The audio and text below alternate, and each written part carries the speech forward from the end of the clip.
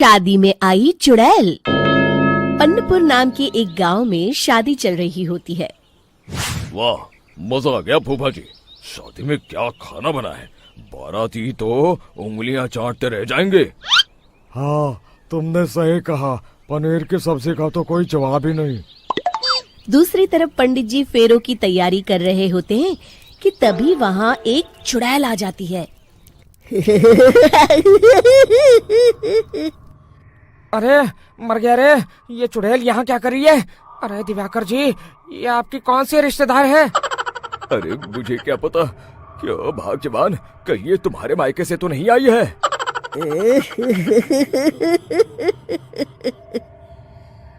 तुम लोगों की इस गांव में बारात लाने की हिम्मत कैसे हुई? मेरे रहते इस गांव में किसी की शादी नहीं हो सकती। अब तुम लोग देखो मैं क्या करती हूँ। अरे मर गया रे, मैंने सुना है ये जबान की पक्की है। भागो रे भागो, वरना ये चुड़ैल किसी को नहीं छोड़ेगी। हाँ, तुम सही कहते हो मोहन भाई। यहाँ से भाग लेने में ही हम सबकी भलाई है। देखते ही देखते शादी के मंडप में भगदड़ मच जाती है और चुड़ैल सब कुछ उजाड़ कर रख देती है। फिर एक दिन मोहन की शादी तय हो जाती है। अरे भाई, अगले हफ्ते मेरी शादी तय हो गई है, लेकिन इस चुड़ैल की दहशत के मारे तो मेरे हाथ पैर कांप रहे हैं। अरे मोहन, तुम्हारा दिमाग तो खराब नहीं हो गया? तुम अपने साथ साथ हम सब गांव वालों को भी बलि का बकरा बनाना चाहते हो? उस चुड़ैल के रहते तुमने अपनी शादी के बारे में सोच भी कैसे लिया? देखो गोपाल, डर तो मुझे भी लग रहा है, लेकिन उस चुड़ैल के डर से मैं जिंदगी भर कुंवारा तो नहीं रह सकता। तभी वहाँ मोहन के होने वाले ससुर आ जाते हैं। अरे ससुर जी, आप? देखो, अब तक मैं तुम्हारा ससुर बना नहीं हूँ और शायद बनूंगा भी नहीं। ये आप क्या कह रहे हैं? मैंने तो शादी का कोड भी सिलवा लिया है। मैं अपनी बेटी की शादी किसी अच्छे गांव में कराना चाहता हूँ। तुम्हारा गांव तो भूतिया गांव है। मैं तो क्या, अब तो कोई भी अपनी लड़की इस गांव वालों को नहीं देगा। इस तरह चुड़ैल के डर से उस गांव में किसी की भी शादी नहीं हो पाती। फिर एक दिन गांव के जमींदार अपनी बेटी की शादी करने का विचार करते हैं, लेकिन चुड़ैल के डर से उनकी भी हिम्मत जवाब दे देती है। अगर मेरी बेटी की शादी तय समय से नहीं हुई तो मेरी नाक कट जाएगी। मुझे कुछ करना ही होगा। एक सलाहकार के कहने पर जमींदार काशी से एक बहुत ही नामी तांत्रिक को अपने घर बुलवाते हैं, जो भूत चुड़ैल को पकड़ने में माहिर माना जाता था। जमींदार साहब, आप चिंता मत करिए। इस गांव की सीमा में प्रवेश करते ही मुझे उस चुड़ैल के बारे में सब पता चल गया था। आप उसे जल्दी से जल्दी कैद कर लीजिए ताकि मैं अपनी बेटी की शादी कर सकूं। जब वो चुड़ैल एक इंसान थी, तब ठीक उसकी शादी करने वाले दिन ही उसकी और उसके होने वाले पति की एक दुर्घटना में मौत हो गई थी। उसका होने वाला पति आज भी भूत बनकर जंगल में भटकता है। इसलिए जब तक चुड़ैल की शादी नहीं हो जाएगी, वो किसी और की भी शादी नहीं होने देगी। ये आप क्या कह रहे हैं? अगर वो भूत भी हमारे गांव में आ गया, तब हमारा क्या होगा? ये आदमी बीच में बहुत बोलता है, इसे बाहर निकालो। उसके बाद तांत्रिक बताते हैं कि अगर उस भूत के साथ चुड़ैल की शादी करा दी जाए तो वो चुड़ैल हमेशा हमेशा के लिए उस गांव को छोड़कर चली जाएगी। जमींदार साहब, आप अपनी बेटी की शादी की तैयारी शुरू कर दीजिए। मैं कुछ गांव वालों को अपने साथ लेकर उस भूत को ढूंढने जंगल की ओर जाता हूँ। इस तरह जमींदार निश्चित होकर अपनी बेटी की शादी करवाने लगते हैं, लेकिन तभी वहाँ चुड़ैल आ जाती है। मैंने तुम गांव वालों को समझाया था ना कि इस गांव में कभी कोई शादी नहीं करेगा। लगता है तुम लोग मुझे हल्के में ले रहे हो। चुड़ैल जमींदार की बेटी को उठा लेती है।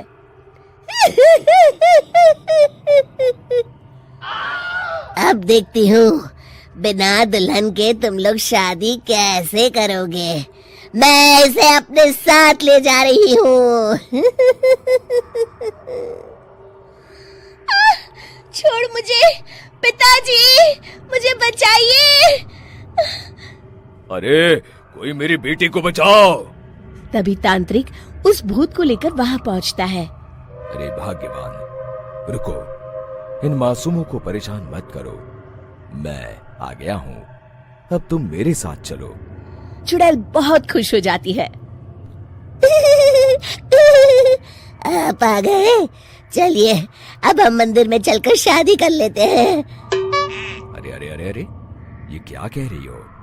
मंदिर में जाके दोबारा मरना है क्या? चलो, आज से हम जंगल में रहेंगे।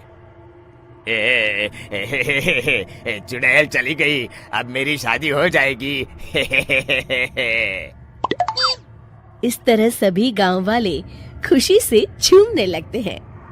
बहू, देखो, साफ साफ बोलने वाला इंसान तो हर किसी को पसंद है, लेकिन कोई इतना भी साफ बोले तो क्या होगा? वो माँ जी, आप ना प्लीज मुझसे तमीज से बात करिएगा, क्योंकि मेरी माँ ने कहा था कि आप तमीज से बात ना करें तो मैं आपकी खटिया खड़ी कर दूं। अब माँ जी, मैं रोज रोज इतनी भारी खटिया कैसे खड़ी करूंगी, समझ रही हैं ना आप? अरे क्या क्या बोली जा रही है बहू, तबीयत तो ठीक है ना?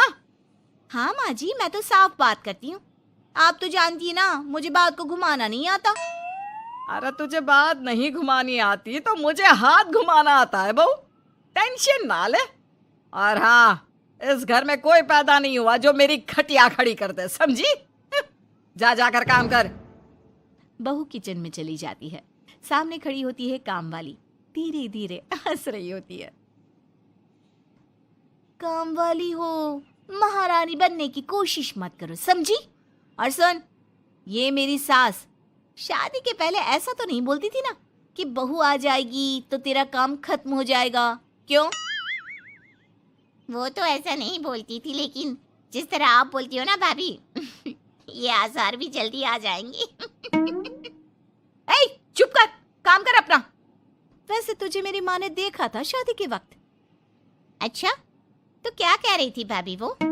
यही कि नौकरानी के लिए तेरी सास बनारसी साड़ी मांग रही है। और नौकरानी की शक्ल तो देखो। इस शक्ल में कहां से ये बनारसी पहनेगी? नौकरानी को गुस्सा आ जाता है। उसी शक्ल में जिस शक्ल में आप ये सिल्क पहनकर घूम रही हो।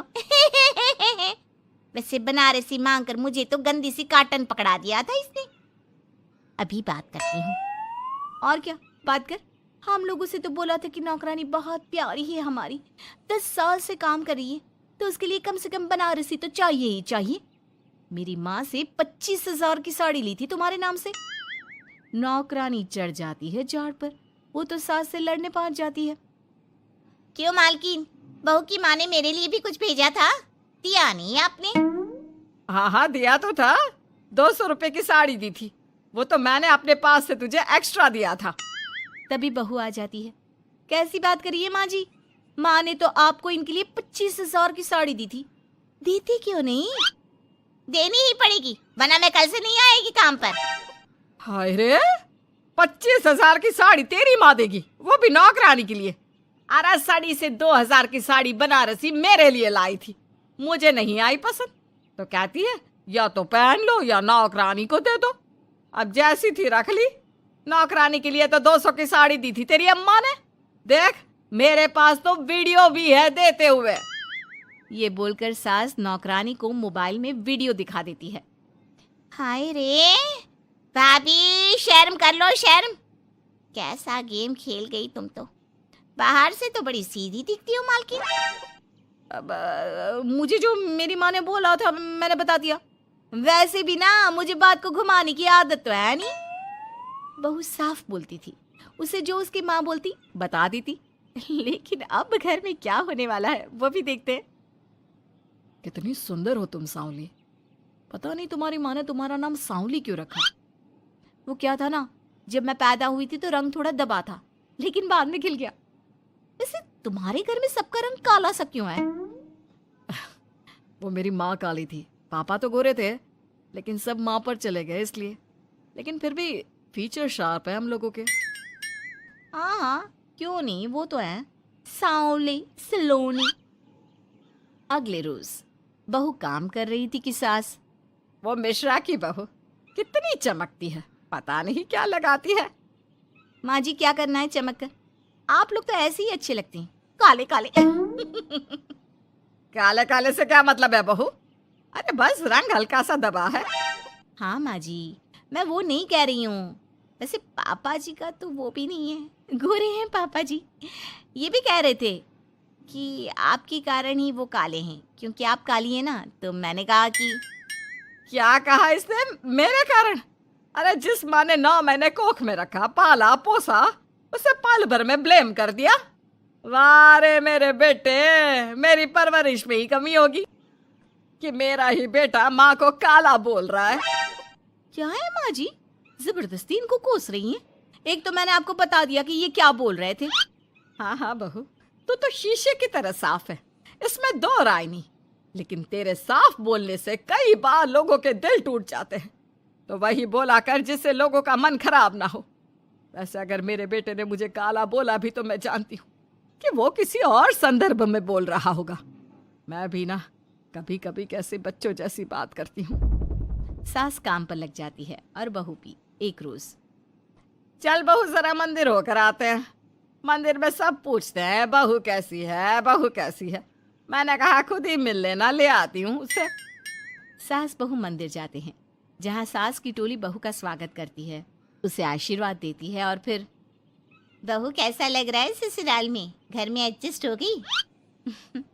अच्छा तो खैर नहीं लग रहा है, लेकिन क्या करें, रहना तो होगा ही ना, शादी जो की है। वैसे माँ जी का व्यवहार अच्छा है, लेकिन अरे बहू, तूने मुझे बताया नहीं कि तेरा मन नहीं लगता। और सास का व्यवहार अच्छा है तो क्या पति मारता है? अरे नहीं नहीं नहीं नहीं, वो क्या है ना, मेरा गांव का घर बड़ा, बड़े आंगन, खुली रसोई, कमरे। यहाँ शहर में तो लगता है किसी ने टांग दिया है घोंसले में। इसलिए नहीं लगता मन। औरतें बहू की बात पर हंसने लगती है। बड़ी ही सीधी बहू है तेरी, मन की सारी बात करती है किसी के भी सामने। सास बहू घर आ जाती हैं। मेरा मन करता है कि हम भी ये शहर से थोड़ा दूर रहने क्यों ना जाए, जिससे हम भी बड़े मकान में रह सके। पर माँ जी फिर इनका ऑफिस दूर हो जाएगा, हम तो घर में फिर भी रह लेते हैं, इनको आने जाने में समस्या होगी ना। हाँ ये तो सही है, पर क्या करे। मेरी माँ कह रही थी कि तेरे सास ससुर गांव जाकर क्यों नहीं रहते, फिर ये मकान तुझे बड़ा लगने लगेगा। तभी ससुर आ जाते हैं। अच्छा तो तूने क्या कहा इस बात पर? मैंने कहा कि फिर मैं क्या करूंगी घर में अकेले रहकर, फिर तो मेरा मन भी नहीं लगेगा। चलो कुछ तो अच्छी बात है तेरे में। मैं क्या कह रहा था, क्यों ना हम सच्ची गांव चले कुछ दिनों के लिए, कुछ काम भी है गांव में। सास ससुर गांव चले जाते हैं। बहू घर में अकेली थी कि तभी बहू की माँ आ जाती है। हाय रे, कितना प्यारा सजा है तेरा घर। वैसे बुढ़ा बुढ़ी कब आ रहे हैं? माँ मेरी सास अभी बूढ़ी नहीं हुई है, और बुरा मत माना, तू ज्यादा बड़ी लगती है उनसे। चुप कर, माँ हूँ मैं तेरी और सास की गुण गा रही है। वैसे बेटी शहर में रहने का शौक बहुत है मुझे, काश मैं भी रह पाती शहर। हाँ तो आ जाना माँ, भाई को बोल यही नौकरी करे, पिताजी भी कोई काम शहर में कर लेंगे और तू भी देख लेना कोई काम। क्योंकि माँ जितना आराम गांव में है ना, शहर में नहीं है। यहाँ तो हर चीज खरीद कर ही खानी पड़ती है, ना कोई खेत ना कोई खलियान। तेरे सास ससुर परमानेंट गांव चले जाए तो मैं यहाँ तेरे पास रह लूं, रोज घूमूं फिरूं, शॉपिंग करूं, शहरी मेम बनकर रहूं। वैसे तू क्या ये साड़ी सूट में रहती है? अरे तू भी शर्ट पैंट पहना कर। तुम कहती हो तो मैं कल ही लेकर आती हूँ। शॉपिंग करने चलेंगे ना। बेटी शहरी कपड़े लेकर आती है और पहन लेती है। अरे ये क्या पहना है, तुम तो साड़ी सूट में ही अच्छी लगती हो। अरे दामाद जी, हमने बेटी शहर में भी आई है, यही सब पहनाना था तो वो कल्लू का बेटा जो गांव में था वो ठीक नहीं था क्या? उससे ना करवा देती शादी? माँ कल्लू का बेटा तो गूंगा था ना, उससे कैसे कर लेती शादी? और उसे तो मैं भाई मानती हूँ, कुछ भी मत बोला करो माँ। माँ सर पर हाथ रख लेती है। अच्छा बेटी मैं तो चली, तेरी सास कभी भी आ सकती है। तो माँ से मिलकर जाइएगा ना। अरे नहीं नहीं, वो क्या है ना, बंधन में रहना पसंद नहीं है हमको। समधन जी की जबान तेज है थोड़ी। बुरा मत मानना, चलते हैं हम। माँ तो चली जाती है, लेकिन पीछे से बेटी को पहना कर जाती है वेस्टर्न कपड़े, और माँ के जाने के बाद एंट्री हो जाती है सास ससुर की। बहू खड़ी होती है पैंट शर्ट में। बहू ये क्या पहना है? बहू, इस घर में ये सब नहीं चलेगा। यही सब वाली लड़की लानी होती तो हम शहर की ना ले आते। माँ जी, मेरी माँ ने कहा है कि उन्होंने मेरी शादी शहर में इसलिए नहीं की कि मैं साड़ी और सूट पहनूं। तेरी माँ आई थी क्या? हाँ, वो आप लोग गए थे ना तो आ गई शहर घूमने। तो फिर चली क्यों गई? क्योंकि माँ जी की जबान तेज है ना। अरे क्या बोली जा रही हो? क्यों? अबे यही तो बोला था माँ ने, तुमने नहीं सुना था क्या? देख बेटा, ऐसी बात नहीं करते। खैर जा, कपड़े बदल ले। नहीं, अगर बहू तुझे ठीक लग रहा है तो बेटा पहन ही रह। पर मुझे ये टाइट कपड़े अच्छे नहीं लगते। वो क्या है ना, साड़ी में फ्री रहती हूँ, लेकिन क्योंकि माँ ने कहा तो। अरे कोई बात नहीं बहू, मैं भी तो माँ ही हूँ ना। मैं भी कह रही हूँ कि जैसा ठीक लगे वैसा कर ले। सास ससुर मुस्कुरा देते हैं कि बहू शीशे। उम्मीद है कि आपको हमारी ये कहानी पसंद आई होगी। कृपया हमारे चैनल को सब्सक्राइब करें और सभी अपडेट्स के लिए बेल आइकन जरूर क्लिक करें। और हाँ, वीडियो लाइक और शेयर करना मत भूलिएगा। Bye bye.